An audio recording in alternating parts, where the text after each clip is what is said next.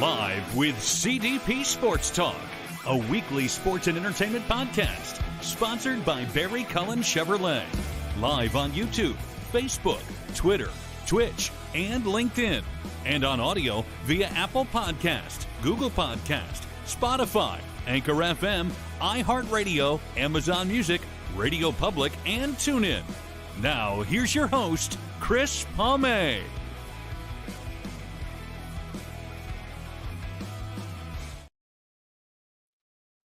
Good afternoon, everybody. Welcome to Season 8, Episode 18, overall 403 of Live with CDP Talk Show, sponsored by Barry Cullen Chevrolet Dealership at 905 Woodlawn Road West in the Guelph Auto Mall. Check out barrycullen.com for the newest selection of new and pre-owned GM vehicles, or give the dealership a call at 519-824-0210, or email them at info@barrycullen.com.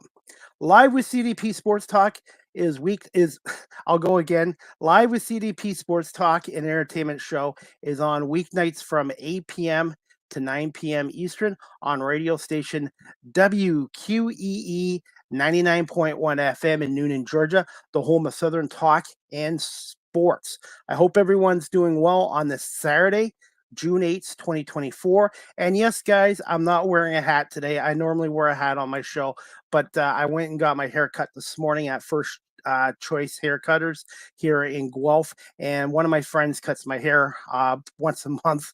Her name is Sarah, and she does such a great job. So I told her today to honor her work, I wasn't going to wear a hat today because I'm a hat guy. So anyways, enough about me. I'm excited about my guest today.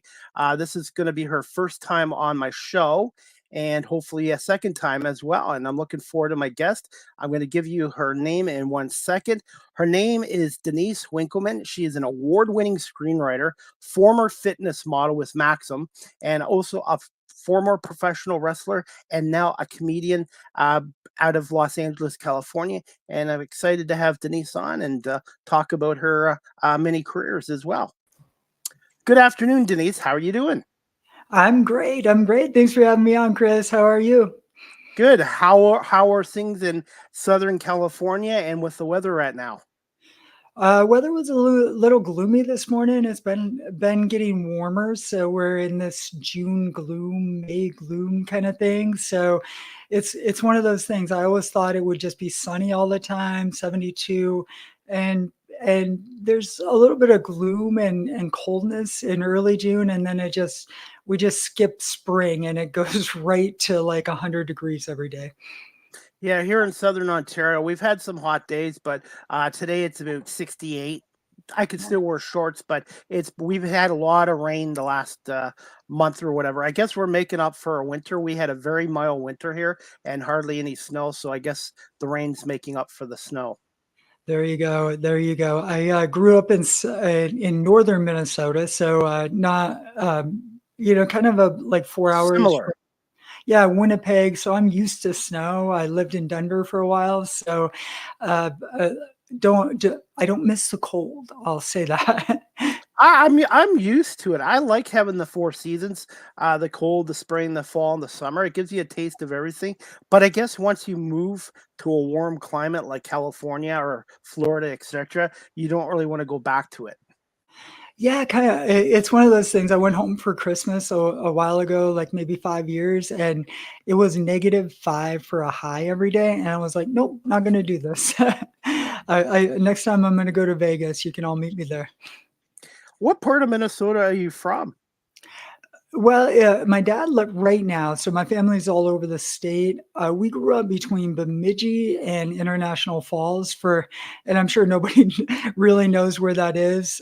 Just if you look at the coldest place in the continental U.S. in the winter, that's where my parents live. Sorry, go ahead.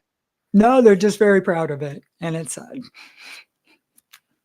I've been to 13 states, but I haven't been to Minnesota yet. The closest I've been to Minnesota is Iowa. I went to the Field of Dreams in Iowa, I think, 7 or 8 years ago in the summer, and it was like 105 degrees there.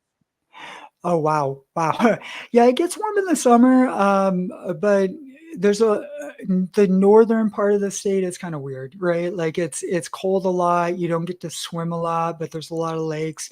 I think if you think of Canada and Winnipeg, Toronto, that sort of thing, the northern part of the state is very similar.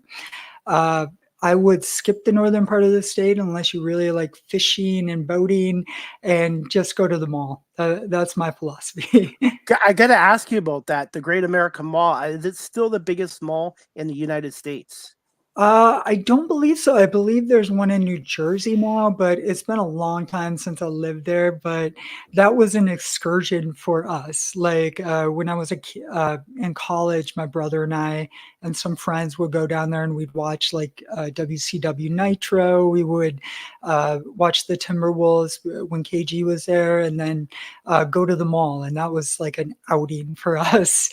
And turns out like I like to shop, so it was a perfect place. Same here. I'm only like about an hour and a half, 2 hours from the U.S. border in Buffalo and that. So I'm usually over in the States a lot for shopping or Mhm. doing my media work for sports teams as well. Got to tell you this: the America Mall site was on the site of where the Twins and the Vikings used to play, Metropolitan Stadium, until they tore it down. I think in the mid '80s. Oh yeah, I remember like watching the news because we had four channels when I was a kid. We had the CBS, the ABC, NBC, and then we had CBC out of Winnipeg because we were close enough. So Okay. actually, I really loved what's it called, the CFL, and it was Toronto that they would watch. So I got to see a lot of Toronto on that CBC station. So I thought that was cool. And then, but they would air the opening of the mall, and they would broadcast live like when it opened, and I always thought it was so cool. But yeah, they talked about that a lot. I was actually in the Mall of America because the Vikings used to do their draft party down there. And I was there when Randy Moss got drafted. And that's my, I guess, claim to fame in Minnesota. Like we watched Randy Moss get drafted, and then RF Video used to have wrestling tapes up on the third floor. They had a kiosk where you could uh, get like DVDs of like ECW and some of the indie shows. And we just thought that was the coolest thing ever. So it was a perfect weekend. Speaking of the CFL, I actually do some media work for the Toronto Argonauts, and a huge fan. And the CFL now is putting games back on CTV, which is sort of like CBC, Mhm. and it's a great sport. A lot of Americans come down here to play the Canadian Football League. It's 3 downs instead of 4 downs, but they love it up here, and I'm lucky here in Canada. I love the CFL, and I also love the NFL and college football. Got to ask you this. I'm going to put you on the spot, Denise. Minnesota. Vikings town, Twins town, or Timberwolves town? Well, it's a combination. It really comes down to who's winning at the time, but Vikings always are number one. I think there's a segment of the population that would say Wild number two. It's hot in the summer with baseball if the Twins are good. If they're not, people go outside, but they tend to go more to the lake and stuff like that because you get such a limited window. Timberwolves are interesting because they've been bad for so long. Oh, And Timberwolves were kind of my team back in the day because I was in high school when Garnett got drafted. And it was where all the pretty people went, for a long time, and like 03, 04. And Prince used to go there all the time and just be eclectic and kind of weird and kind of funny, but it was always fun. And now that the Timberwolves are starting to come back with Ant, and it looks like they're about to start a run, uh, it was on fire for the Wolves this year. So it could turn into something really special. But I think at the end of the day, there's still a segment of people who will never watch basketball, and they're gonna love the Vikings, even if they're like 2-15. they drafted my quarterback from the Michigan Wolverines, JJ McCarthy. So I think I'm going to be I'm a Philadelphia Eagles fan, but I'm going to be cheering for the Vikings if they don't play the Eagles as long as JJ McCarthy's starting. So I think that's great. Got to ask you this: have you been to Target Field, the new home of the Minnesota Twins, since it opened up? Yes, I've been out of Minnesota for a long time, but I have gone to a couple games there. What I was doing, I was going back and forth when I moved to Denver a little bit, where I'd see my mom had some health issues, so I would go in and see my brother and kind of hang out with my family. And definitely have gone to a couple games since they opened it. It's a beautiful field for sure. When I went, the Twins weren't that great. So it was kind of one of those deals where, hey, let's get a beer, let's get a hot dog and get out and go watch some comedy. And before we get into some questions, do you have any memories? And did you go to games at the old Metrodome? As being a Detroit Tigers fan, I hated that stadium because they did not have success in that stadium, and the Twins had some really good teams and a couple World Series championships in that stadium. Yeah, so with the Twins, I've definitely gone to games in the Metrodome. I did not watch a Vikings game there, but the first game I ever watched, and it wasn't live. It was the game that kind of cemented my legacy. The first baseball game was Game 1 of the '91 World Series, and Greg Gagne hit a home run that put them ahead, and they won. And I was like, "This is the coolest thing ever!" And we won the World Series. And then after that, like nothing, crickets since then. But it was a lot of fun, and I remember Toronto was so good the year or two after, and they won a couple World Series too. So that was kind of fun. And what I remember about the Metrodome is it was really loud, and I've probably gone to maybe 5 Twins games. It was nothing to write home about by any means. It wasn't pretty. It was just all of a sudden you're walking and there's this big bubble in the middle of nowhere, like it was like Stonehenge with aliens that just like deposited it. And yeah, it was by no means flashy, but it could get really, really loud there for sure. Hey, and I have a special place in my heart for Minnesota. The Eagles won their first and only Super Bowl in Minnesota, Super Bowl 52 against the New England Patriots. And what's it called? U.S. Bank Stadium, I guess. It's on the US site of the Metro.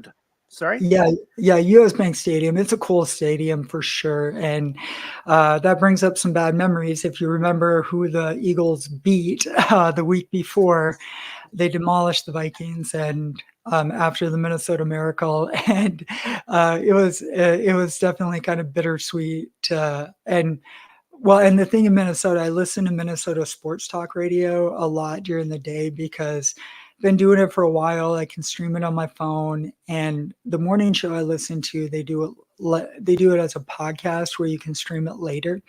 And the thing I love about that group is every time they talk sports, they're like, "Oh my goodness, we have to talk sports again. Like, please make this stop."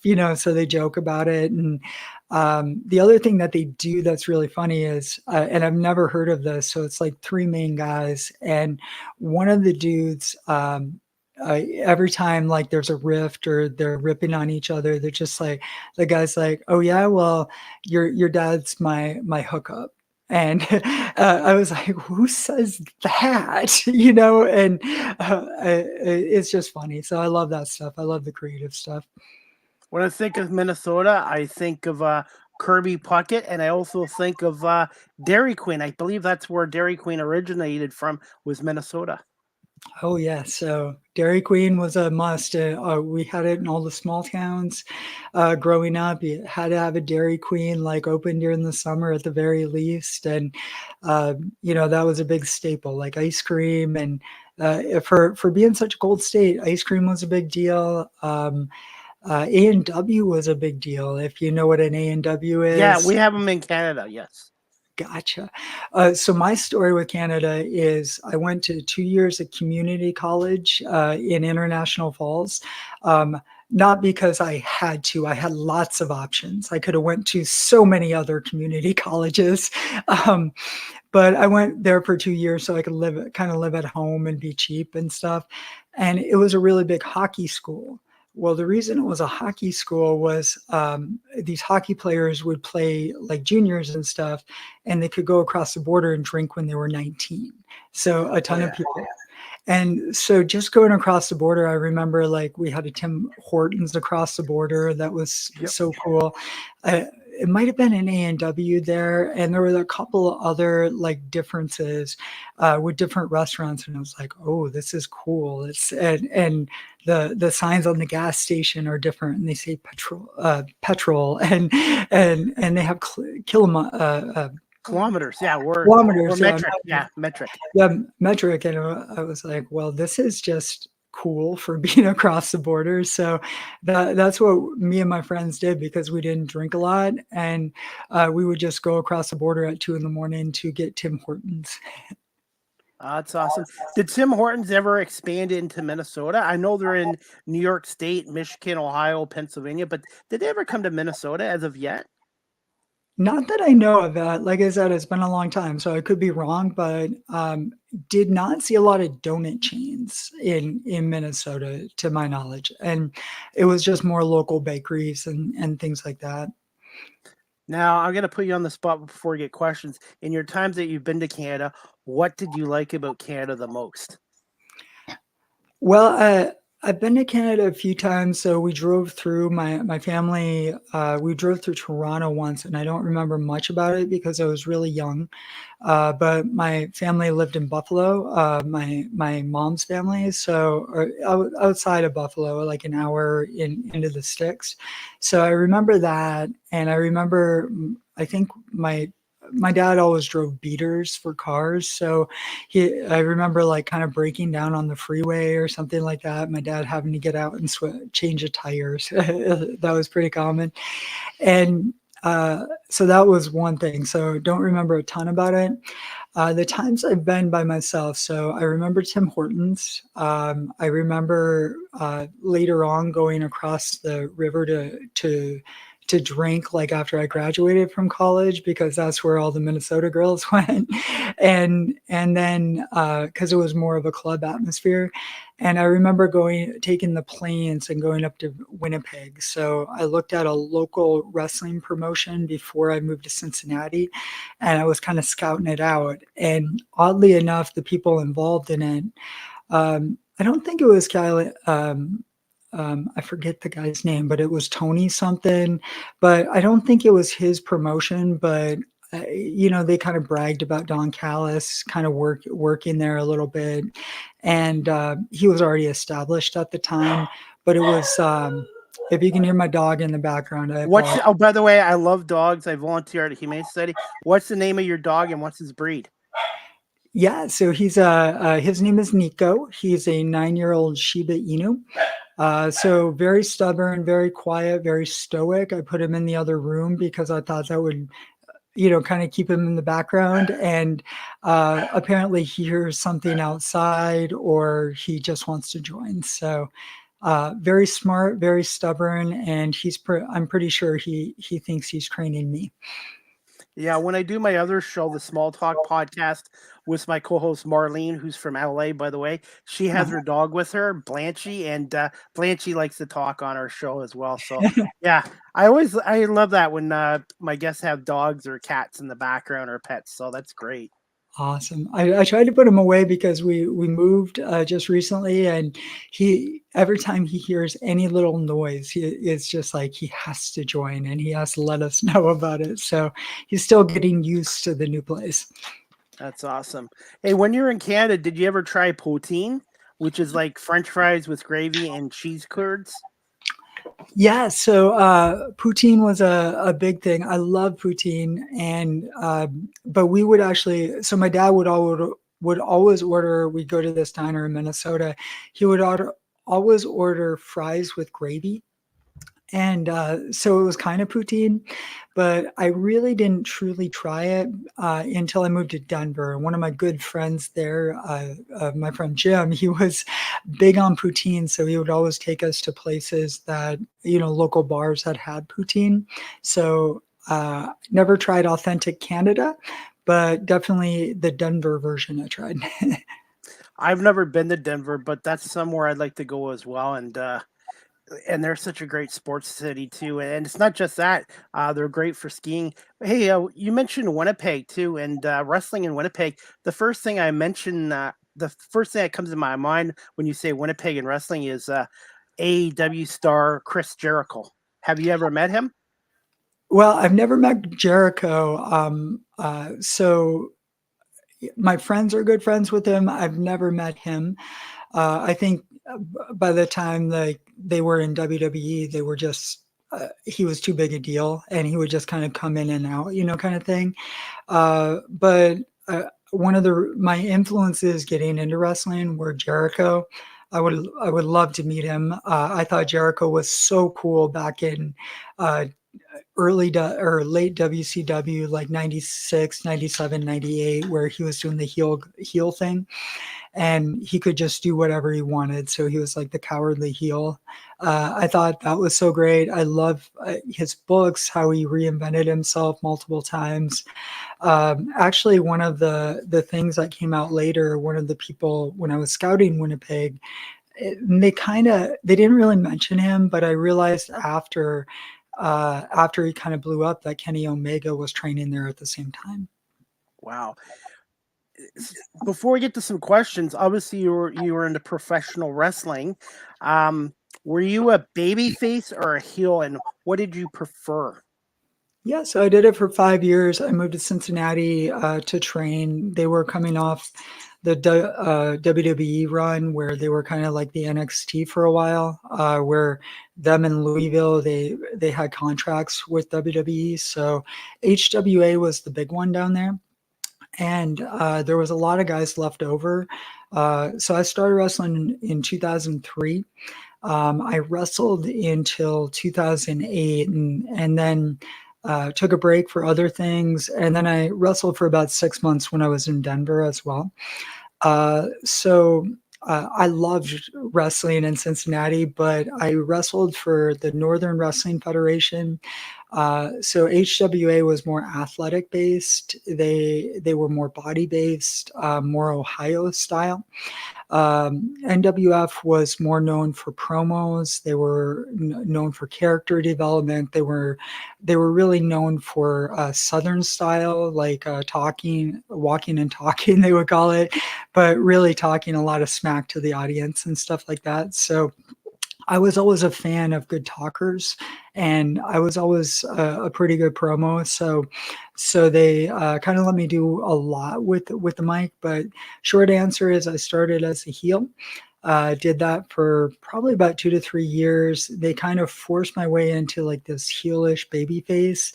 Not a super big fan of that with the character I was doing, but and then I was a heel for a while, and then back to a baby face. So predominantly spent quite a bit of time as a tag team wrestler. I did a lot of solo matches. I think in the 5 years I wrestled, I probably did over 500 matches in Kentucky. Yeah, Kentucky, Cincinnati, Ohio, and Indiana, and even Tennessee and some other places. But yeah, a lot of shows. It was a training school, so not only did we do training shows, we did a lot of big shows, and NWF could always draw crowds for big events.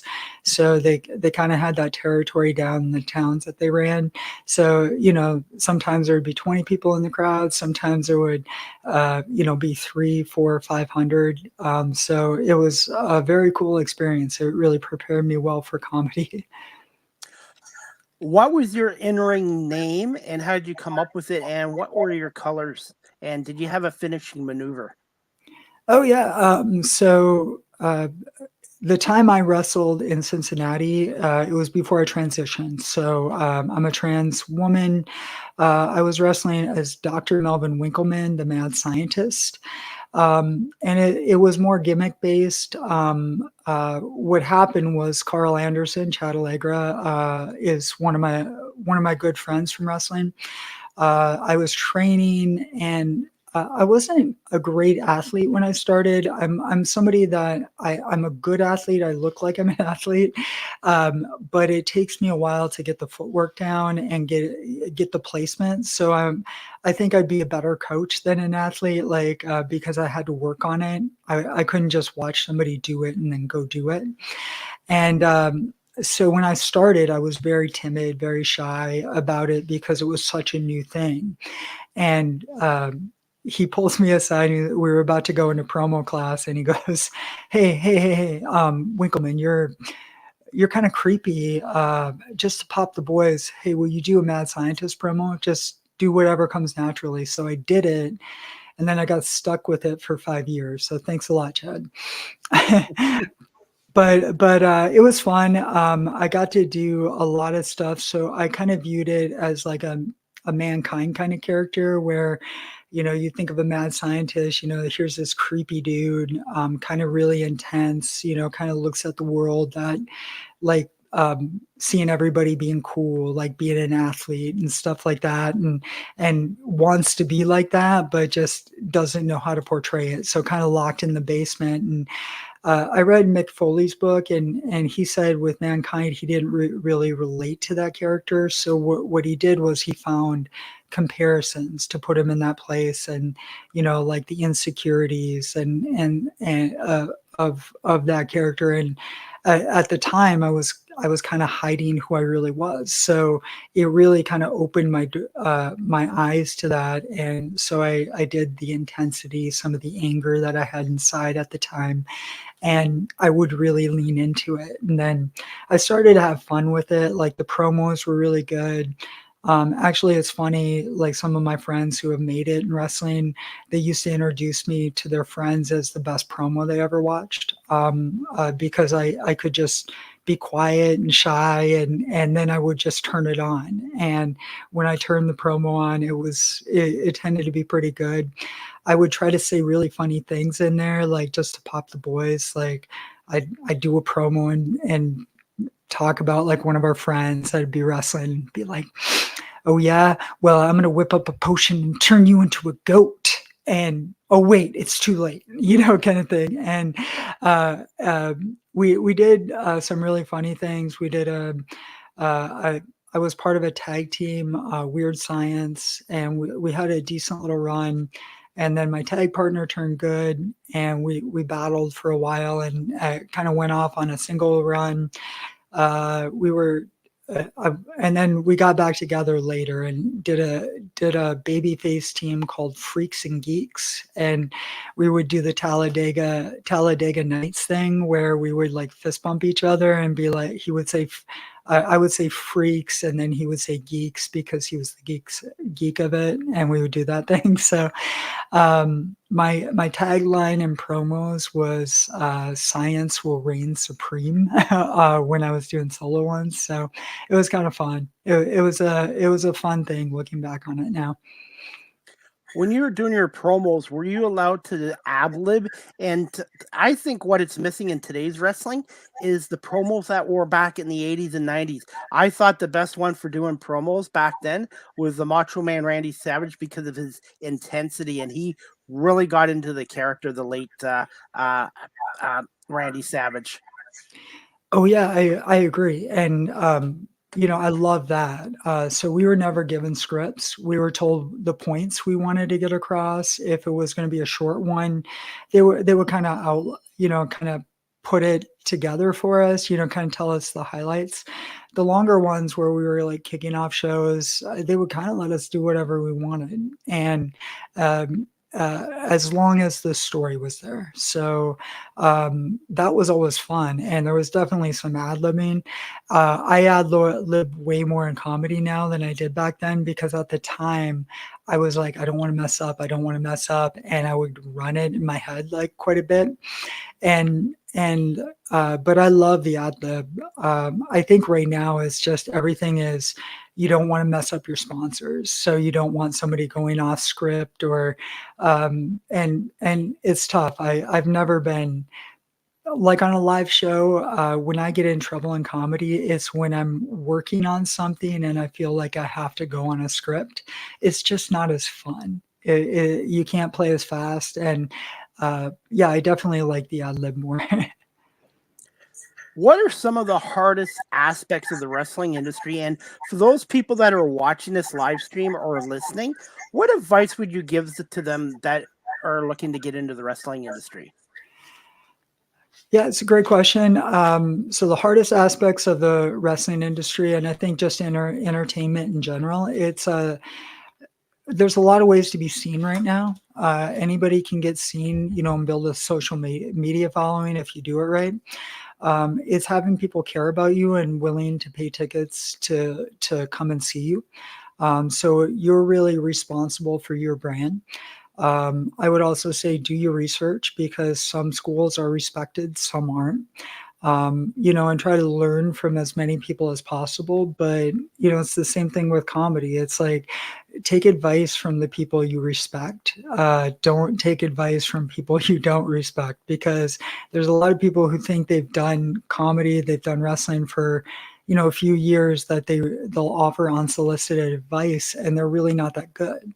So you want to go to the people that you respect. And if you're going to ask for advice or try to learn, try to find people that maybe train them, or listen to their stories. There's so many podcasts out there.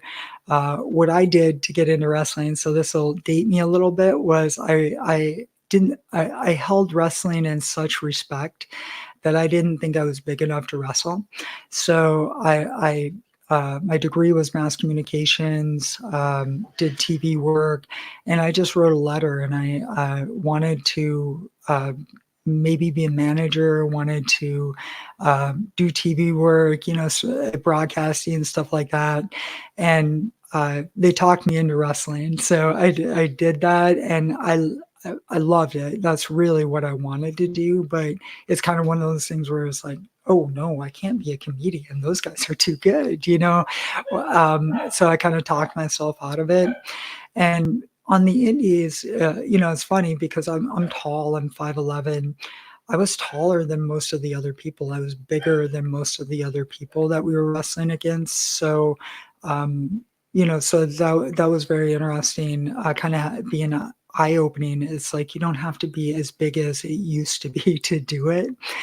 But whatever you decide to do, just work really hard. Try to find a path. If you're an athlete, maybe try out with WWE and learn there. If you're not really an athlete, or maybe have an athletic background but don't have that kind of prestige that they're looking for in WWE to start out with, doesn't matter. But I wouldn't just go to a local promotion to go to a local promotion. Find out who they've trained, the people that they train, what their path has been, and really try to find good trainers and good people to learn from. Absolutely. And what was your most memorable match in your wrestling career? I didn't say favorite, but most memorable. Well, I've had a lot of good ones. In 2016, I just posted a picture where I was in the ring. I was a female bodyguard for one of the local guys, and I was in the ring with Jax Dane, who was an NWA heavyweight champion at the time, and I had this big intense stare down where I was protecting my dude, and then I kicked him in the balls. So that was kind of fun. I know it was a big crowd. I had a couple moments that were really fun. The Weird Science experiment was really fun because we were doing a better body potion, and everybody could talk, and we whipped up this potion that was supposed to give you a better body. And my joke at the time was, well, this will make you look like a jacked up Freddie Prinze Jr., but oh wait, that's too late. I already look like a jacked up Freddie Prinze Jr. So we were going to make somebody else take it, and nobody wanted to take the potion in our group. So we made a security guard tape it, and then drink the potion, and he turned into a puppy. Where he was walking around barking. It was silly. It was silly. We liked the silly. And match wise, I had a really good run where I was wrestling for their mid-tier title, their tri-state title. I was a champ for a while, and had a really good run with one of the local guys. That was really fun. Did a match where I was really stiff with forearms, and we were always taught, if you hit people here or here, you can hit them as hard as you want. So I would just hit him, and I would always hit him there, but he wanted to do a thing where we were trading back and forth, and we would use it as a cutoff, and so it had to be really big. And I hit him so hard, and he liked it, that one of our trainers, so to speak, one of our coaches, stood up and yells, "Good God, it's a work!" and got really upset about it. So going way inside on wrestling now. But that was fun. Had a really cool match, a street fight where for tag titles in this team's hometown, where we just beat the crap out of each other, and it was my first like really run, and there was 200 people there. It was really, really fun. And the finish of the match, there was a couple highlights for me. One was the guy would do the tarantula, one of our opponents, and he was hanging over choking my partner. So I picked up a kendo stick and I swung it like a baseball bat and hit him right here.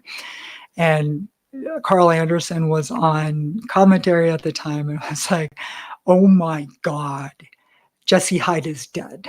And the whole audience just shut up, and it was a cool moment. And then the finish of the match was they threw me out and of the ring, and I hung on and pulled myself back in like Shawn Michaels, and I yelled, "I am brilliant!" And then I turned around and the guy hit me in the head with the chair, and that was the finish of the match, and they won the titles. So it was a cool moment. The whole crowd went crazy. Have you ever thought in the future of writing a book about your wrestling time? I think I'd write a book about everything, just because I have such a unique background. Like growing up, knowing I was different, my parents were super religious, super conservative, and then doing wrestling, and then taking time off from entertainment, like to get everything in my life together, and moving across country, and then starting comedy after wrestling. So I think it would just all blend together. Last wrestling question I wanted to ask you. When you were growing up, was it WCW or was it WWF at the time? So we had limited exposure. We didn't get a chance to watch a lot of indies at the time, or even AWA. So the one that we would get was WWF Superstars, because we didn't have cable. So one of the first ones I ever watched, I remember as a kid, was The Barbershop with Shawn Michaels, Marty Jannetty, and the kick through the glass window. And I thought that was the coolest thing ever. And I was like, "Oh my God, that hooked me on wrestling." And I was like Shawn Michaels, like I always thought he was so cool. But yeah, it was all WWF Superstars. And then when they went to Raw, like we really didn't get it anymore. So I would read wrestling magazines. And in college, the NWO got to be hot, and then the cruiserweights got to be hot. And we would go back and forth. It was the Monday Night Wars, and that just hooked me, and it made me want to do it. So I guess I was more WCW when I was in college, until like DX got hot and stuff like that. But as a kid, it was definitely WWF, and the characters and the color and things like that. I know I said that was my last question, but I had to ask you this too as well. Yeah. Who is the GOAT? Is it Hulk Hogan, Ric Flair, Steve Austin, or The Rock, in your opinion? Well, it's a great question. Like Hogan changed wrestling, and made it like a national thing with Vince, but then The Rock and Stone Cold took it to new heights. My favorite out of all of them, and that's not taking away anything Ric Flair did. Ric Flair was a little before my time, and the wrestling based style wasn't my style. But looking back, I love his promos. Um, for me, I was never a fan of Hogan. I liked the Warrior as a kid. So for me, I would probably say Stone Cold or The Rock. I think Stone Cold truly was bigger in wrestling. His run was short, like kind of on top, but he definitely brought the Attitude Era in, and it was really cool. I love The Rock out of all four of them. I love The Rock the best. And his promos, the things he would say, the creativity, and I think he's underrated as a wrestler because he worked big matches, and he worked really good matches. I think he's underrated. So for me, it's The Rock. But if you picked any of them, there's no right or wrong answer. Were you a brawler or a technical wrestler? What style did you like, or did you like both? Well, I respect technical wrestling. At the time I was bigger than a lot of people, so I didn't do a lot of high flying stuff. Actually, at the time, my problem was I couldn't let myself go and trust myself to do like flips and stuff like that. It's weird when I wrestled in 2016, even though I was taller than all of the girls, I never could throw a good drop kick before transition, and I could hit these really really pretty drop kicks now, and to the point where I was jumping over girls' heads. Right. And I was like, ooh, I guess I'm an athlete now. Look at me. And but at the time I was a brawler. So we would definitely kind of the loose street fight vibe. I wasn't somebody who it didn't have to be brawling. Like I could work technical but I like the forearms. I like some of the stiffness. For me, it's like I could figure out ways to do moves in ways that looked really good. I was a great seller. I could make guys look really, really good to the point my trainer seen at the time, Roger Ruffin, he never would put anybody over for anything like to their face. He's like one of those old school guys. And they used to play, one of my friends texted me like 10 years after I wrestled there, and they would play these DVDs of like our old matches and stuff, like the classic NWF wrestling. And I was on there quite a bit. And he was watching it, and he looks to the boys and he's like, good God, Winkleman could sell. And for him, that's high praise. And he never told me that to my face, but that meant a lot. So definitely more of a brawler, worked some street fights and things like that. But I would think I would classify more myself as kind of a hybrid between the two, but yeah, definitely tended to be more of a brawler or more of a promo based kind of wrestler. I think more of a yeah, I think if you compare me to anything, it was probably like maybe a better looking Mick Foley at the time, maybe more of an athletic Mick Foley. Do you ever miss the wrestling industry? Yeah, I miss the reaction a lot. The reaction to promos, like being able to go out there and just talk smack. I do find comedy is a good one because I don't have to get hurt to do it, which is pretty cool. When did you decide to get into the comedy industry, Denise? And how much of an impact did a little bit of impact did the wrestling have on your comedy career so far and getting into the industry? Yeah, it's interesting because I've always been a huge fan of stand-up. Loved, people like Chris Rock back in the day. And I remember being in high school and it was quiet. I was really quiet, like I was soft-spoken. But when I spoke, a lot of people listened to me. And a lot of my friends in high school, I went to this really small high school, like 18 people in my graduating class. And one of the dudes pulled me aside and he's like, you need to be a stand-up. And I was like, you're crazy. I want to be a wrestler. But I always, looking back now, like a lot of the stuff we did in wrestling, like it was to entertain ourselves or pop the boys at that level. I remember Carl Anderson and I hosted one of our DVDs together, and it was like, it's kind of creepy at the time, but it was me as a scientist trying to slip potion into his drink because he was like a jock, and I wanted to have my break at Stardom and have a science DVD or something silly like that. And looking back now, it was just us being funny and us being silly together. And there's a lot of elements of comedy in that.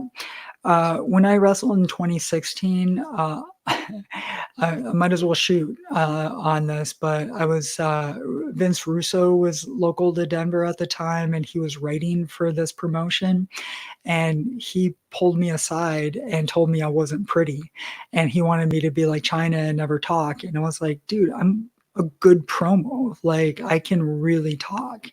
And when he told me I wasn't pretty, like I was like, screw you, I'm pretty. And so that's when I started to do fitness modeling and stuff just to say F you to him. And then with Russo, it was funny because he was so hard-headed. It had to be his way. And it was so one-dimensional, like the way he wrote and stuff like that. It really wasn't what I was a fan of. And so I was like, I need a creative outlet. I've always been told I could be a stand-up, and so I started watching and never did a mic at the beginning, but the first time I performed stand-up was for a fundraiser at one of the gender centers in Denver, and it was their big fundraiser, like a gay bar there, one of the famous ones, Tracks, and we had 300 people, and they gave me an 8-minute set. And I did well enough. I was nervous, but I did well enough where that really reinforced. I was like, this is what I want to do. And this is it. And just threw myself into comedy. And that was 7 years ago. Wow. Gotta ask you this. Writing your own jokes, does it come naturally, or sometimes does it take a little time to write your own jokes? Well, for me, it's always come naturally. I was always naturally funny. I think I always had that cadence, and maybe wrestling taught me that. Doing promos and stuff like that, just being able to make it a little lighter. So I used to be really intense and then make things lighter, kind of at the end of the thing. When I started, and I think this is common, you kind of emulate people who influence you, kind of their cadence, their style, not the topics. I could always talk about myself, but it was kind of being funny without realizing how I was being funny, and having like proper structure with that. Later on, when I moved to Los Angeles, I moved to Los Angeles in 2020, 2 weeks before the shutdown. And Oh yeah. so it was just a terrible time to move. And what happened was I met Dat Fan, who won Last Comic Standing, the first, and he was a national headliner, and he needed to stay sharp during the pandemic. So he opened a Zoom studio in his garage. At the time, during the shutdown, he didn't have people come in, but he did a lot of like Zoom shows. He got to meet comics from all over because we were all bored. It wasn't ideal. It's not like performing live, but it gave me the chance to kind of write and see, kind of what other people use to structure later on. And he helped me a lot. He was really a mentor towards me. Really intense about comedy, but that taught me a lot. And I've gotten to know other comedians who have taught me a lot about structure and, what works for them. It doesn't mean it'll work for me. What I've discovered is I'm a conversational comic. So everything sounds like a conversation. One of my greatest strengths is just being able to say really important things like with a smile, but make it like sound like it's coming from a friend. And so it took me a while to find that. I never I never was able to define that was my superpower until probably a year ago, where a friend pulled me aside and was like, your ability to connect with people, to talk about things that are real, but do it in a really funny way and do it with a smile. That's your superpower. You can charm any room. And I was like, well, thanks, bud. Tell me more. Tell me more about myself. But in a way, it comes naturally. But I think it's just like wrestling. I'll always use Carl Anderson. He was the best wrestler in Cincinnati, and then he moved to LA, where there's a lot of good wrestlers, and all of a sudden he was like, I got to work harder because everybody's good here. And that's how I feel in comedy. As you go up in levels, there's a ton of really funny people. it's not only being able to write and do a 5-minute set or a 10-minute set and polish it up, but discover who you are and grow and write more. It's not doing 10 minutes. I recorded an hour special this year, and now I'm working on putting together the hour for the next one.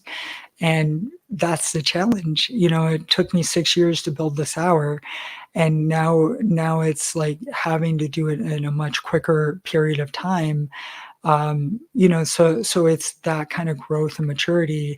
And the people I love in comedy right now are the ones I respect the most are the ones who are not doing things that they did 20 years ago.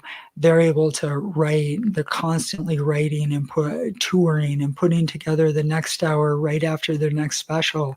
That's what I strive to do. Growing up, were you a fan of Saturday Night Live? And being near the Canadian border, did you ever get to see SCTV, Second City TV, with the late John Candy and Eugene Levy and Andrea Martin and Joe Flaherty? They were kind of our version of Saturday Night Live back in the late 70s and early 80s. Yeah, so that was before my time. Okay. But yeah, so I didn't get a chance to watch that. I would hear a lot about that. I think a lot of those folks had gone to SNL at that point. So we were a little sheltered. I remember watching the generation with SNL that really shaped me was Sandler and Farley. And so there were, but we would also watch like Kids in the Hall. So watched a lot of that stuff. As a stand-up, the biggest influence for me was, looking back, not as much Farley, but definitely Sandler. Him recording those funny albums. Loved SNL for a long time. Big influence, like some of the people that came through there. But I love Chris Rock, as a comedian, because at the time it was harder to see comedy. So it's weird. Chris Rock and then Jeff Foxworthy were the two influences. And I love those two, and they're so different. But I loved how Jeff Foxworthy handled his business and, found like creative ways to do the "you might be a redneck" thing. And he was always touring. And then with Chris Rock, like he tried acting and it never really stuck for him, especially during that time. But he just killed it as a stand-up. And he was so pointed. Things were about him, but also about society.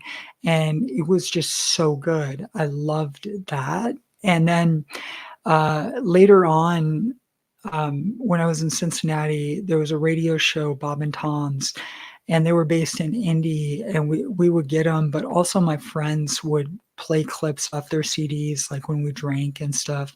And that was when I was living in Minnesota. It was just all funny radio bits, but they would have comedians on all the time. And so back in the day, it was like Mike Birbiglia, Roy Wood Jr., Greg Warren, people like that. And they would come on the radio and just be funny. And I didn't get a chance to see a lot of live stand-up. So those guys, and kind of watching them grow and expand and build their names, it was really cool. Like I always felt like Birbiglia was the one I followed the most during that time. And I always loved that. And then in 2013, Last Comic Standing was a big thing for many years. So I remember watching that win the first one. I remember Eliza winning it and becoming such a huge fan of Eliza and watching her grow as like a headliner and grow as a comic and watching her do all those specials. So loved all of it. It's a very long-winded answer to your question because I don't remember a ton of Canadian stand-ups, but I definitely remember the Kids in the Hall. Yeah, Canada's had a lot of great comedians as well. By the way, you mentioned Adam Sandler. He's actually been in my city a few times to film movies here in Guelph, and people have said they had positive experiences with Adam Sandler. Do you have a favorite Adam Sandler movie that you like?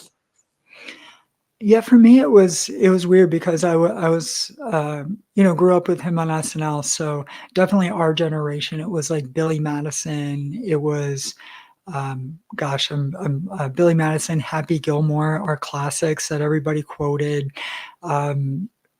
the other one. So for me, those two were great. Really liked Happy. I loved Big Daddy, and then he kind of went more kiddie. Like everything was for the kids after that. So Big Daddy was the one that with Jon Stewart and people like that. I thought that was a really cool one. Loved his albums. I love that he came back and did stand up again.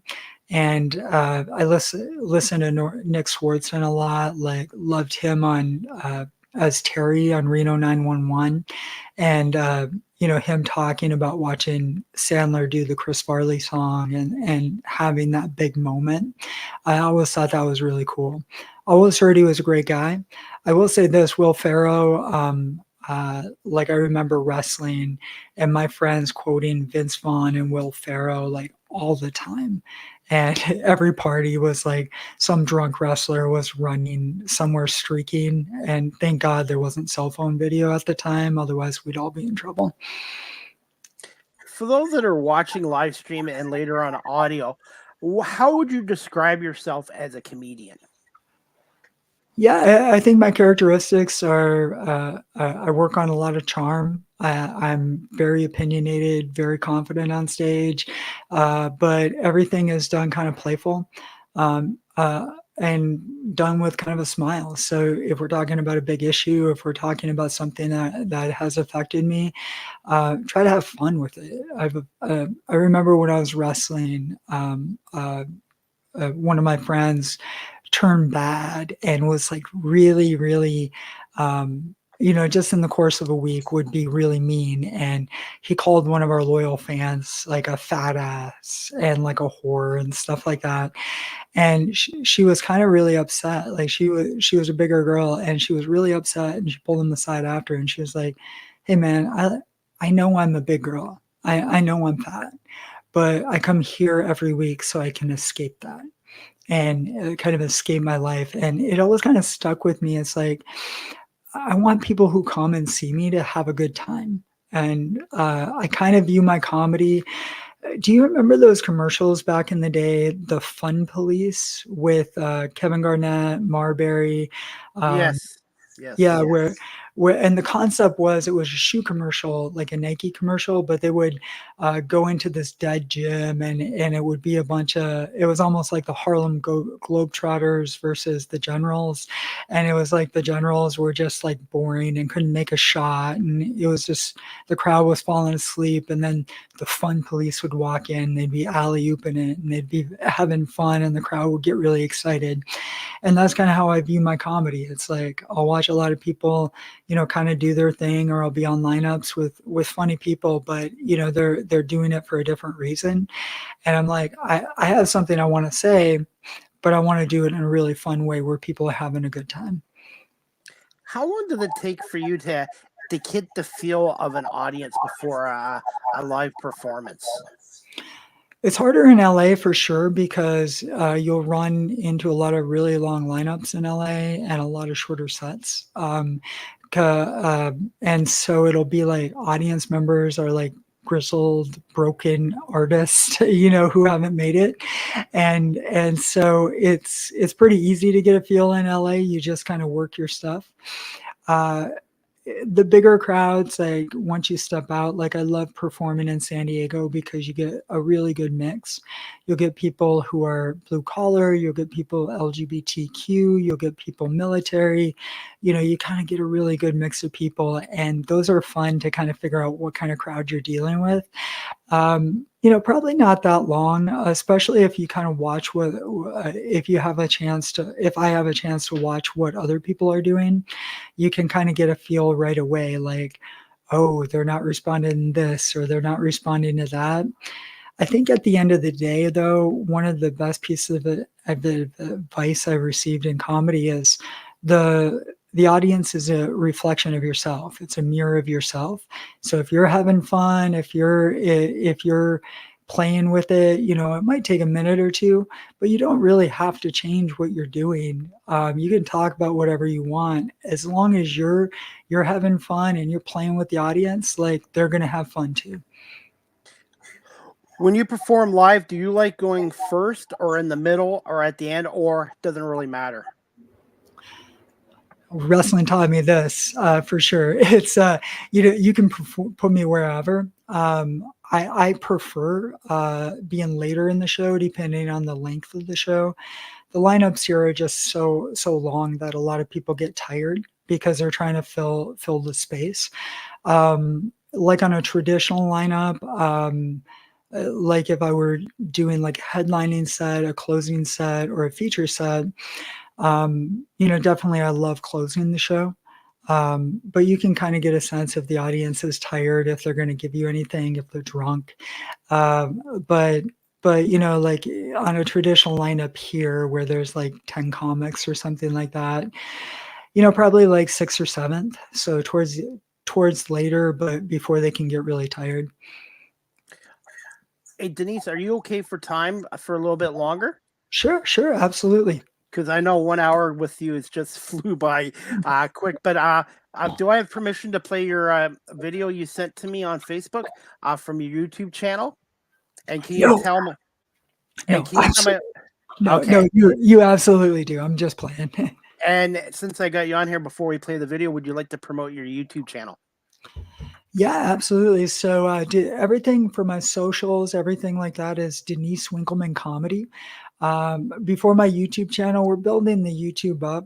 I've never really focused on it, but I would promote my website, Denise Winkelman Comedy. Sign up. My thing is, I call myself like the sugar mama of all hussies, the OG of hussies. I call myself a hussy. I call my fans Team Hussy, and it's kind of a wrestling thing, like with monikers. So sign up on there, join Team Hussy. We're editing the special, and then we're going to shop it. Looks really positive, so very proud of it. We're going to drop a trailer live next week. So sign up, become a fan, become a hussy, and join Team Hussy on my website. And really keep an eye out for the special because it's going to be really cool. And I've already subscribed to your YouTube channel. Awesome. Well, thank you for doing that. I have at least one fan now. Hey, it takes time to build up a YouTube channel. Believe me, I've been working on it since 2012, and we're going to play this clip right now. Denise, just let me know if you can hear the audio okay. Okay.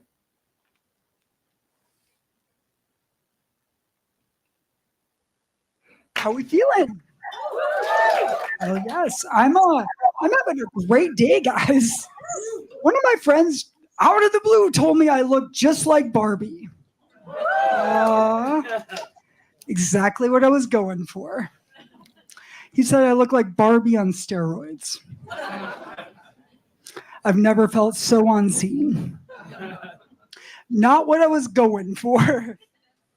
Yeah, it was like, so I just put him in a headlock.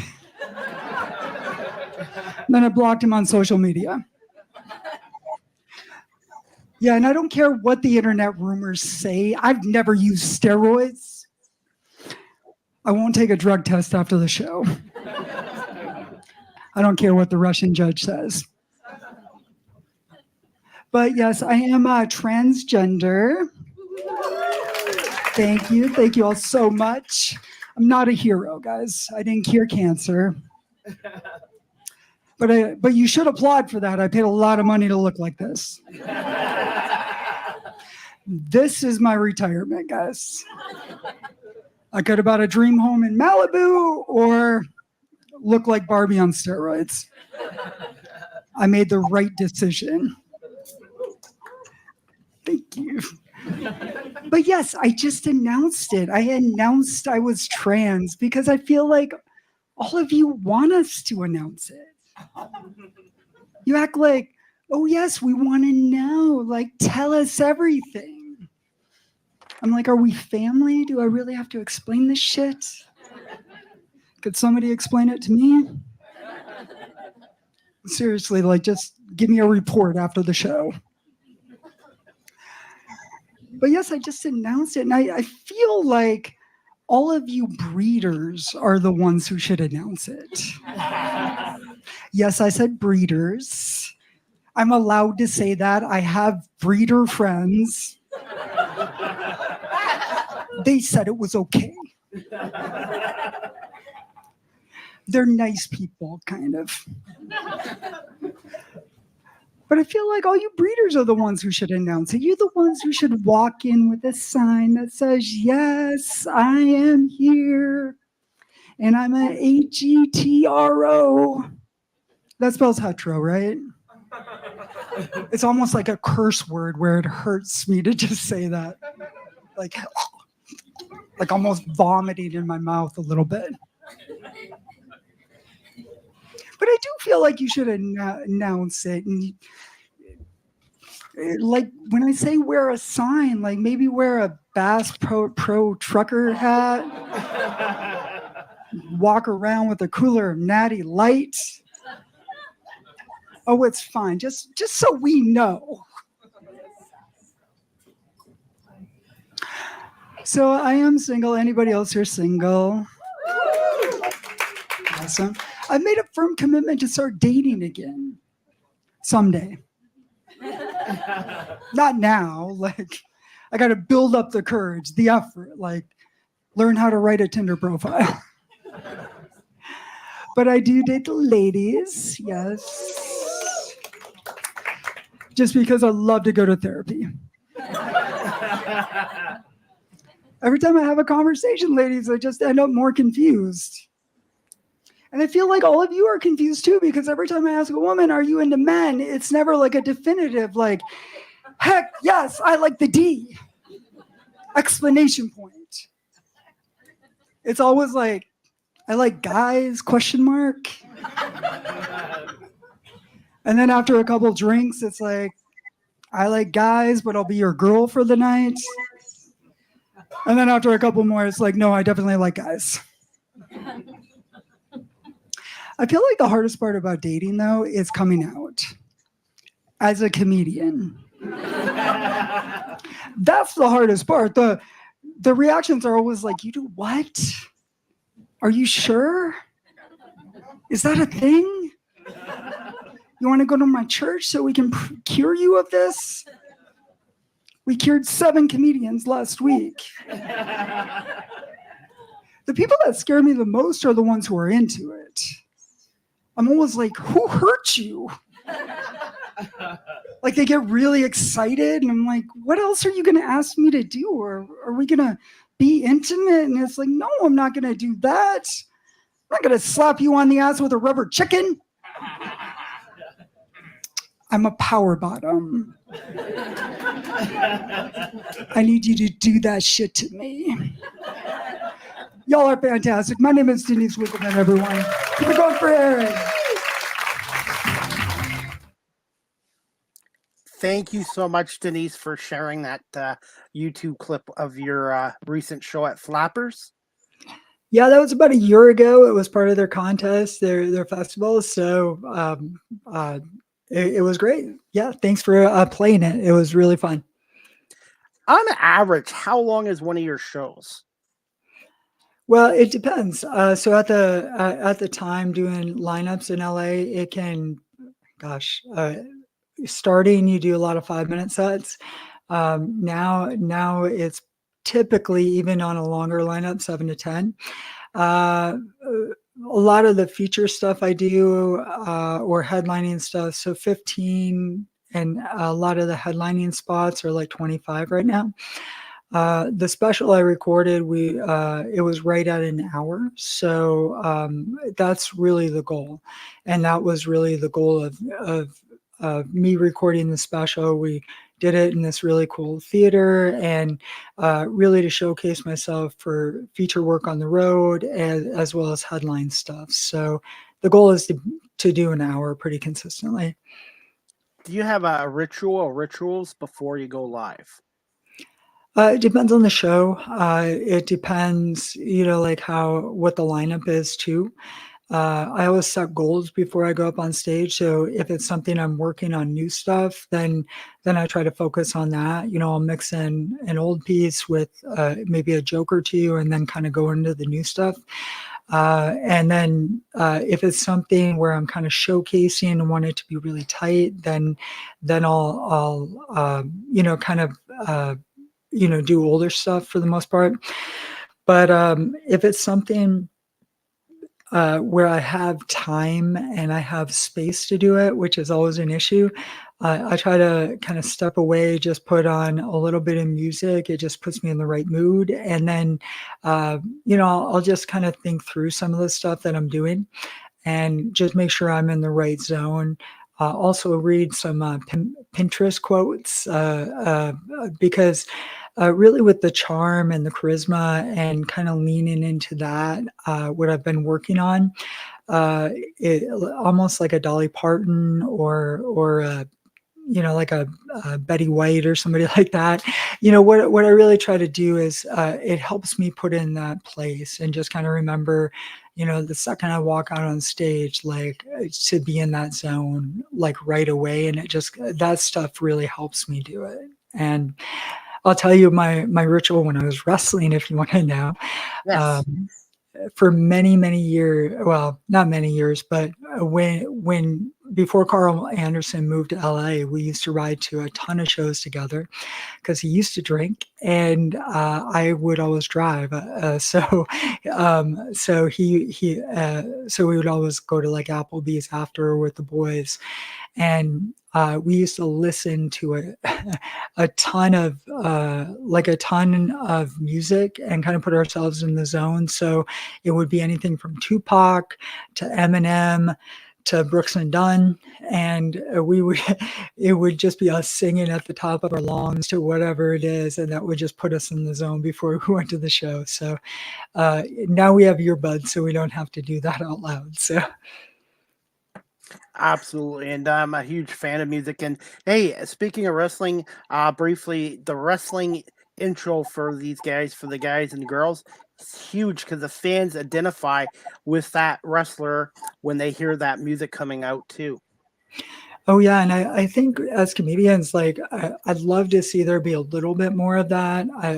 I'm on a lot of shows now. I just did this show at the Laugh Factory. It was more of an audition thing, but it was packed, like 200 people, like right at the beginning, and they asked us what music we wanted to go out to. So I always do Sum 41 Fat Lip because I like the intensity of it. But it's one of those things. I feel like there should be a little bit more showmanship. I used to, because I'll go times without watching wrestling, but when the Bullet Club, when they all went to WWE back in 2016, I started to get more into wrestling. And I remember watching Rollins's entrance at the time where he would have the fire and they would make it go all the way down on the ramp with the lighting and things like that. And I was like, how cool would that be as a comedian if you have stuff like that and you can implement, those logos, those cool elements and music with it. Like, I think there's things that you could do. I'll share with you, I haven't done this yet, but I've been talking with managers and stuff about, like how I would tour, and once I'm in like theaters or arenas and stuff like that. And I always want to bring a security team on the road as an entrance. And I want to call them my hussies and make them all the dudes wear like half shirts. But I can't afford like good security, like Jack security. I can only afford like the big fat dudes who have beer bellies and stuff and be like, that's all I can afford. So I think there's a lot of fun stuff we could do with that.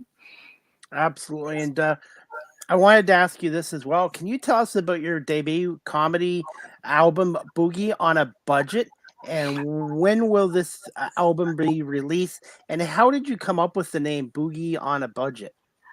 So it's actually misspelled. It's bougie on a budget. Oh, bougie. Okay, Yep. I Yep. apologize. All good. Bougie. All good. Bougie. Sorry. No, it's all good. So I was looking at the pieces as I was breaking it down. So wanted to start putting this together a couple years ago.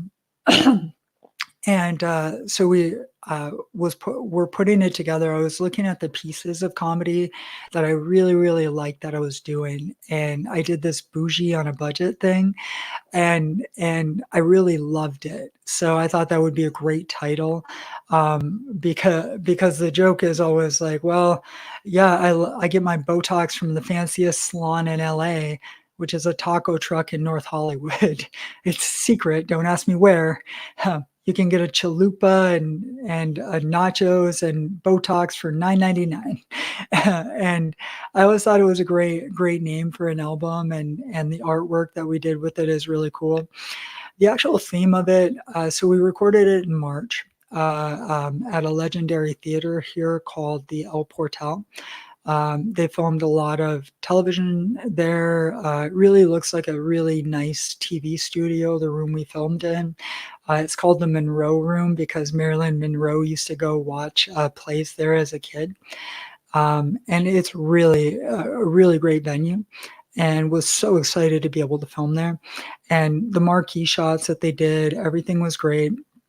And really great compliments from agents, managers, people in the industry, just fans in general, who attended the recording or have seen clips of it. It's still in the editing post-production process right now. So really the hope is, definitely before the end of summer to have everything buttoned up. I self-funded this because I just felt like it was time. And what we're going to do is work with one of the distributors here to shop it, also turn it into an album to be released on radio, things like that. And then we're going to shop it. I'm 99% sure it'll end, at the very least, it'll end up on like an Amazon or Amazon and Apple or something like that. Tends to happen with quite a few of my friends who have done specials, especially self-funded. But I also know there's a lot of Hulu's getting into it, like a lot of the big streamers. So really the hope is, it'd be great for like a Netflix, HBO, something like that. We'll see what happens. It'll be a good credit. I'm very proud of it at the end of the day. I'm very proud of using it as a showcase. As far as when it'll be released, really, I think probably later this year, November, December timeframe. Possibly early next year. It kind of depends on the shopping process and getting everything, finalized. So it will be released regardless at the end of the day. Very proud of it. Very excited for it. Check my website, my socials for updates, and it's killer. I will share that the actual theme of the special, it's not being bougie or being on a budget. The actual theme is be yourself, be authentic. And that's kind of the theme that carries over. I talk about wrestling in there and share some Kentucky wrestling stories, which are always get a big laugh, and some of my experience with those dudes, and everything that I've kind of gone through, and things that I just find are funny and silly, and I'm very proud of the work. So hope everybody enjoys it, checks it out, but just check my socials for updates. I do this with all my guests. What are some fun facts about Denise Winkelman that your fan base might not know about you? So some fun facts. So I love country music. So grew up in northern Minnesota in the middle of nowhere. So country was, just kind of the way of life, being out in the middle of nowhere. So do love country music. I'm sorry, everyone, but I do love country. I know you're in Georgia, so I'll probably get hate mail now, but and love going. When I was in Denver, I had a group of girls and we all went to country shows together, loved Red Rocks.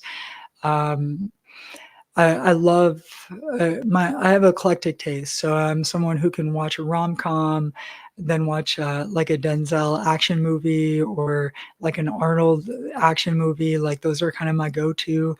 I grew up with Westerns, so really kind of an eclectic taste all over the board when it comes to entertainment. Used to love the Marvel stuff before it got too much. So a lot of action, a lot of just weird eclectic tastes, and love brunch. I'm what I would call a brunch hussy. So you show me a bottomless mimosa brunch and I am in. In fact, I'm going to call my next special Bottomless Mimosas and One Night Stands. Now I'm hungry, by the way. Yeah. Hey, gonna put you on the spot here. Are you a Swiftie fan or not? I am a Swiftie fan, so I'm hit or miss. I'm not. I would never spend money to go to a show. I don't think, like some of these girls do. I'm. I don't love her new stuff as much as I love the old stuff. I liked her when she was country and just coming out of country. So I love how she does business.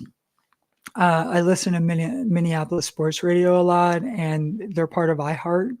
And part of iHeart, they're really well known for one of their country directors who ends up being a big influence with country radio. And for many years, like he Brad Paisley played his birthday party one year, I guess. So it was crazy, and people just like that dude, and he has a big influence. So when Taylor was like, before she really blew up in country music, people were starting to talk about her, and he told the story about how she went in, and at 15 years old, she knew everybody's name, knew his kid's name, introduced herself. He put her on the lineup, and she just blew everybody away. And it was like this just like local country thing that their station sponsored. And then she went up to him after and said, "Why aren't you playing my song like everybody else is?" And he's like, "She didn't do it. Her management didn't do it. She handled her business on her own." And I love that. That is, and I love to see how she's grown, how she's modified, how she's adjusted with her fans. Like, it's really having a pulse on who you are as an artist, and then kind of growing with them. So love Taylor Swift. Just love the country version more. By the way, if you check out my YouTube channel, I've had a number of country singers on, and one of my friends, Rachel Lipsky, who just released a new song called "The Wonky Tonk." So maybe if you get a chance in the future to check out my YouTube channel, and I've had some guests on like Tori Martin and Rachel Lipsky and Lee Newton on my show as well. Awesome. Love to check it out. I love new artists. I have a very specific style. I tend to try to find a lot of acoustic country. The girl I'm digging on right now, who there's a couple, and one's more based in LA. Her name's, I'm going to mispronounce her first name, but it's like Elena or Alana Springsteen. I really like her a lot. And then I love Ashley Cook and how she's blowing up right now. I'll share with you, before I recorded my first special, you get to this hurry up and wait mode. So you're ready to go, but it's not quite the date, and you're kind of working through stuff. And that's where you have too much time to think. I think it's like being an athlete, like you're ready to go, you're ready. And then there's like a delay, like with the national anthem, or there's a lightning delay or something like that.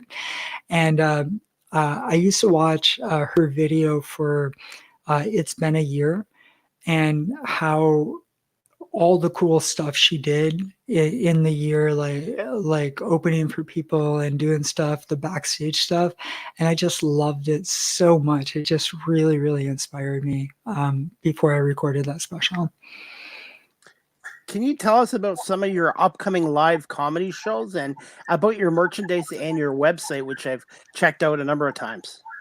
Yeah, absolutely. So, doing a lot of LA stuff right now before the special comes out.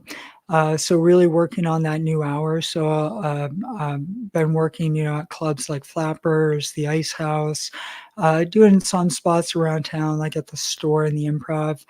Love doing San Diego, like I said. So I'm going to set up some time in San Diego coming up.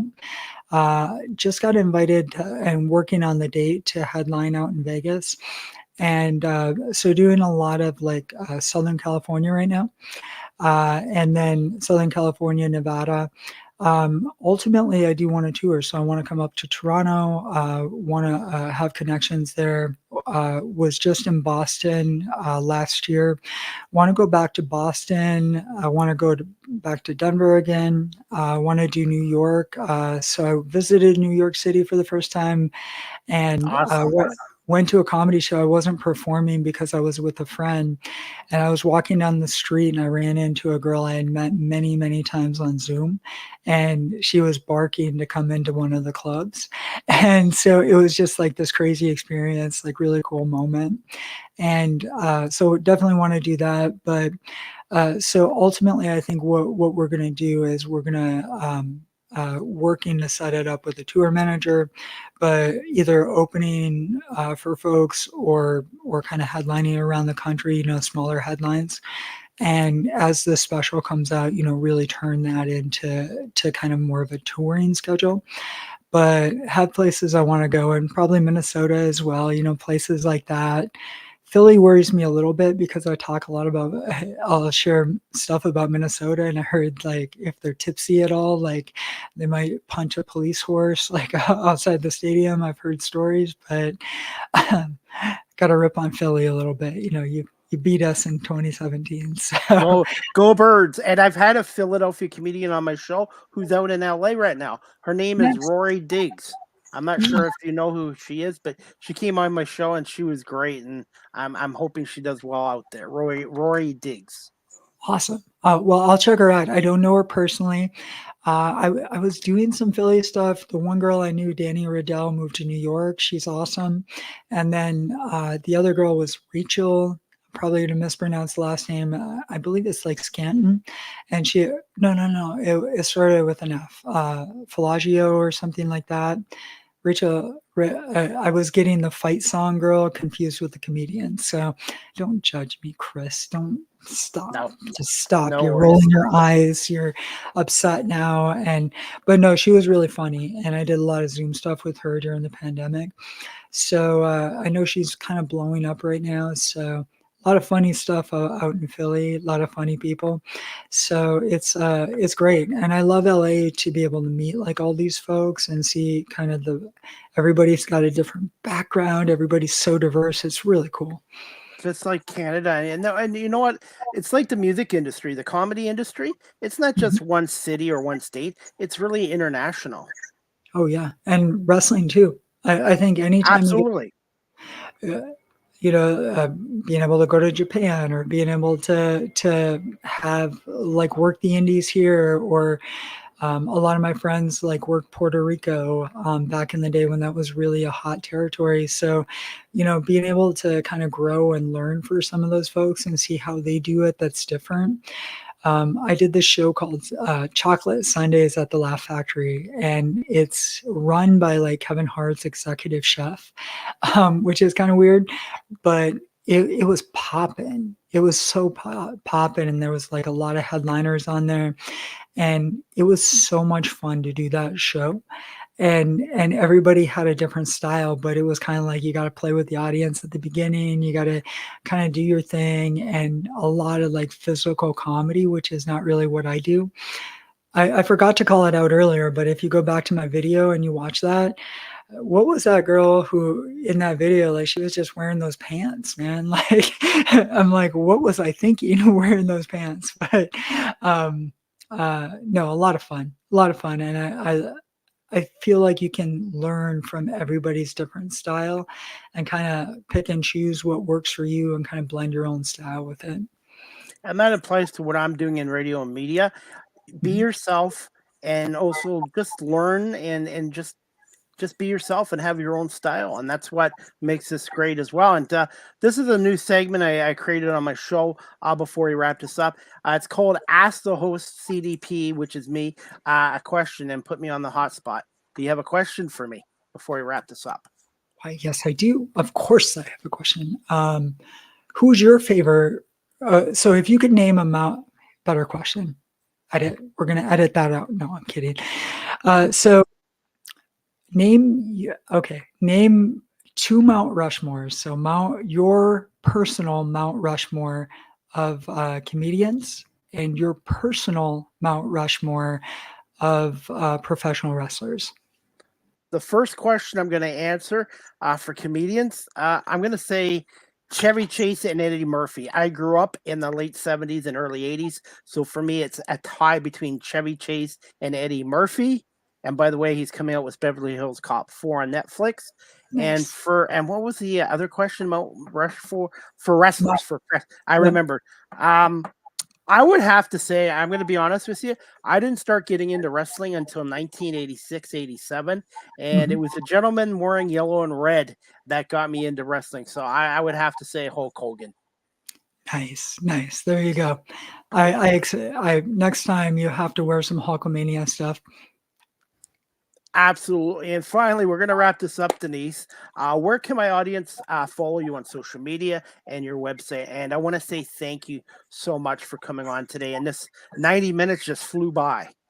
Yes, it did. Well, thanks for having me on. So, best place to follow me. So all my social, Instagram, TikTok, even my Facebook page, stuff like that. YouTube, it's all Denise Winkelman Comedy. That is my website, denisewinkelmancomedy.com. We're trying to really, really proud of the website. We're branding, put a lot of work into it.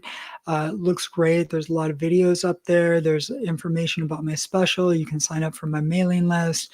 You can buy some Team Hussy merchandise. You can buy some we even have a bougie on a budget puzzle that you can buy for your kids or t-shirts.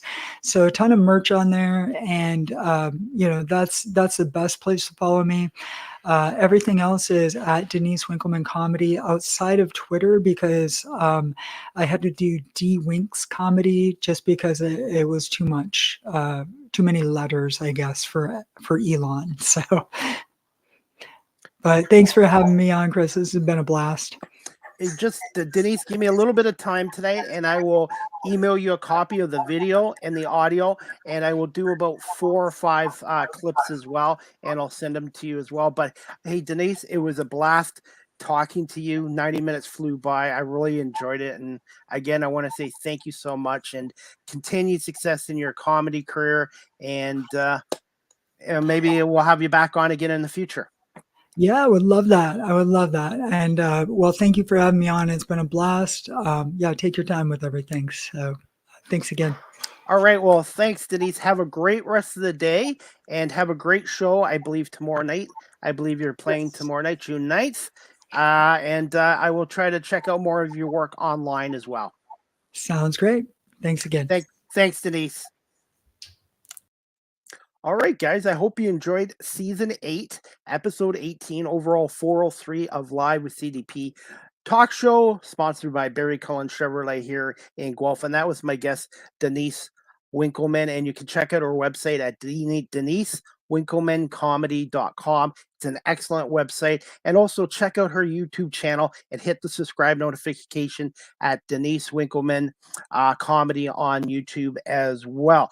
Guys, before we wrap up this show, I'm going to let you guys know my next live with CDP Sports Talk, sponsored by BarryCullen.com, is going to be Wednesday, June 12th at 12 p.m. Eastern with my special guest, Chris Swenson, the longtime public address announcer with the National Lacrosse League's back-to-back world champion Buffalo Bandits. Chris is a friend of mine, and the Bandits are just coming off another championship. So Chris Swenson, the voice of the Bandits at the old Buffalo Memorial Auditorium and the KeyBank Center since 1992, is coming on. And also, guys, Monday night, June 10th, 7 o'clock, the Argo Bounce Live audio show with Nick Small and myself returns, as Nick and me will break down the Argos Lions game this Sunday night at BMO Field, which is a 7 o'clock kickoff. Hopefully an Argo win. And we're going to have a special guest for our season 3, episode 1, Marty York, the longtime former sports journalist in Toronto with the Globe and Mail, TSN, and Sportsnet. Marty is also a huge CFL fan, Argonaut season ticket holder. So tune into the Argo Bounce Live audio show Monday night at 7 o'clock with Nick, myself, and Marty York. And again, Wednesday, Live with CDP returns Wednesday, June 12th at 12 o'clock Eastern with Chris Swenson from the Buffalo Bandits. All right, guys, as always, if you are looking for your forever friend and pet, check out the Cambridge and District Humane Society at 1650 Dunbar Road in Cambridge, Ontario, 519-623-7722, or visit their website at Cambridge Humane Society org. And if you're looking for pets, they are on their website. And they're also doing a monthly 50-50 draw. And again, you can get the tickets at the office on Dunbar Road in Cambridge or CambridgeHumaneSociety.org. And I'm also a dog walker there. So if you're looking to volunteer, you can apply online through the website on my graphics.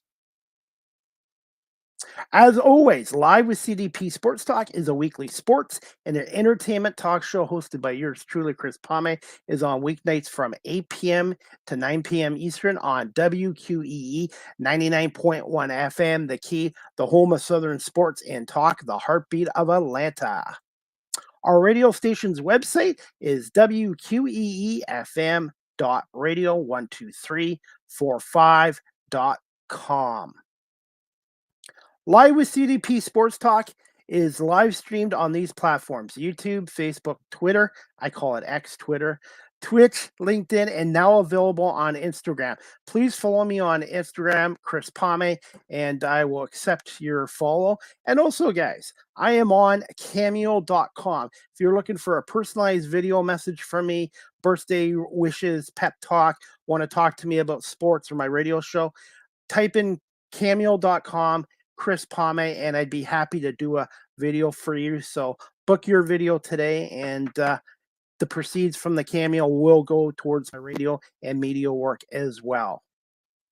Also, guys, you can check out my official website at beacons.ai/Chris D. Palme. Live with CDP Sports Talk and Entertainment Talk Show is sponsored by Barry Cullen Chevrolet Dealership at 905 Woodlawn Road West in the Gulf Auto Mall. Check out barrycullen.com for the newest selection of new and pre-owned GM vehicles, or give them a call at 519-824-0210, or email them at info@barrycullen.com. And speaking of Barry Cullen Chevrolet, a Venture Calls event at Barry Cullen Chevrolet. Right now, a 2024 Sierra 1500 Elevation, 0% for up to 60 months. Eligible Costco members can receive a $1,200 bonus on select trucks as well. More information at barrycullen.com. Also, guys, you can check out this full-time content creator on TikTok at Live with CDP. I'm up to over 2,200 followers, and I want to say thank you to everyone. And if you check out my work and like it, hit that follow notification again at Live with CDP on TikTok. StreamYard is the official live stream provider of Live with CDP Sports Talk. If you're into webinars or podcasting, check out StreamYard.com. They have basic free plans, professional plans, which I have. And if you're a business that does a lot of live streaming or webinars or podcasting, StreamYard.com and contact the sales department. And I've been with StreamYard just under 4 years now, and I highly recommend StreamYard. Live with CDP Sports Talk, the audio version of this show is available on iHeartRadio, Amazon Music, YouTube Music, Spotify for podcasters, Apple Podcasts, Breaker, Pocket Casts, Spotify, Castbox, LinkedIn, Pandora, Tuned In, and now available again on YouTube Music as of June 23rd. Google Podcasts will no longer exist. So check out Chris Palme on YouTube Music and hit that subscribe notification. Finally, guys, you guys can email or text Live with CDP Sports Talk at cpalme19@gmail.com, or text the show at 519-820-7188. Any comments, questions, suggestions, feedback, positive or good, let me know as well. And that's about it, guys. I want to say thank you to my guest, Denise Winkelman, a comedian out of Los Angeles, for coming on our show today. And tomorrow night, I will be at BMO Field doing some independent media work for my company, CDP Media Production. So check out my social media pages for pictures, videos, and some post-game interviews with Ryan Dinwiddie and some of the Toronto Argonauts. And if you can't get down to BMO Field, the game will be on TSN and TSN 1050 with Mike Hogan and Ben Grant. Again, thank you to everyone for watching this show live streamed in audio today with my guest, Denise Winkelman. And again, we'll see you guys back Monday night, which is June 10th, 7 o'clock for the return of the Argo Bounce show with special guest Marty York, my co-host Nick Small, and myself. And the next Live with CDP Sports Talk will be Wednesday, June 12th at 12 o'clock with Chris Swenson, the longtime public address announcer for the Buffalo Bandits. I hope everybody has a great weekend. Enjoy the Stanley Cup Finals. Game 1 tonight between the Oilers and Florida Panthers.